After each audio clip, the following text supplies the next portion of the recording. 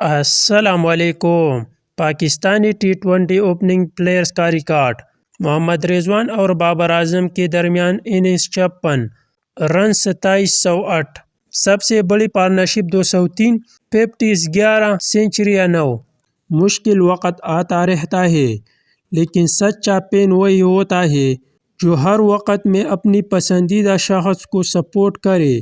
ہم سپورٹ کرتے تھے، کرتے ہیں اور کرتے رہے گی انشاءاللہ۔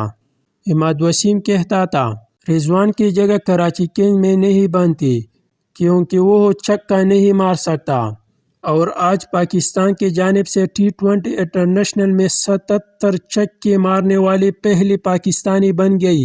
وَتُعِزُّ مَن تَشَاءُ وَتُذِلُّ مَن تَشَاءُ۔